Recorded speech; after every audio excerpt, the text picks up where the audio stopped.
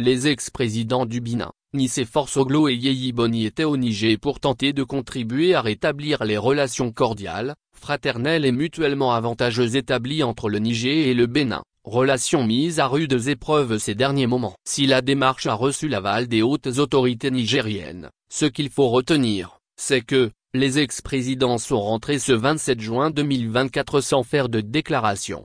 Nicéphore Soglo et Yeyi Boni se disent redevables au père des indépendances, de la poursuite de la coexistence pacifique séculaire qui prévalait entre le Bénin et le Niger. C'est ce qui justifie leur démarche. Ils ont exhorté les populations des deux nations à demeurer en prière pour accompagner cette noble mission pour une décrispation de la crise. Mais, après leur séjour, ils sont retournés ce jeudi au Bénin, vêtus de boubou blanc, mais sans faire de déclaration. Durant leur séjour de 72 heures, les deux médiateurs béninois ont rencontré le chef de l'État du Niger, le général Abdourahmane Tiani et ses prédécesseurs dont Salou Djibo et Ousmane Mahaman, pour tenter de rapprocher les deux pays dont les relations sont de plus en plus tendues.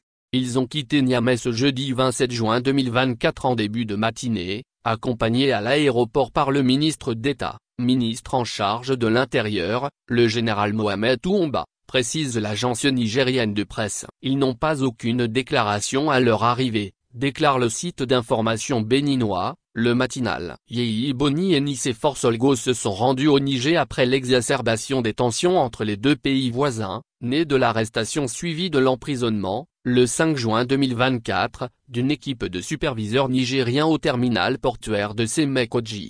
Les membres de cette équipe, comprenant la directrice générale adjointe de WAPCO Niger, ont été jugés et condamnés avec sursis pour usurpation de titres et usage de données informatiques falsifiées. Depuis, les autorités du Niger ont décidé de fermer les vannes du pipeline Niger-Bénin et envisagent de se tourner vers le Tchad pour écouler le brut du pays sur le marché international. La frontière entre les deux pays est gardée fermée par les autorités de Niamey qui évoquent des questions de sécurité et qui accusent le Bénin d'entretenir des bases terroristes. Après la chute de Bazoum, les autorités béninoises se sont montrées favorables pour attaquer militairement le Niger à travers les forces de la CEDEAO afin de déloger le général Tiani et réinstaller au pouvoir le président déchu.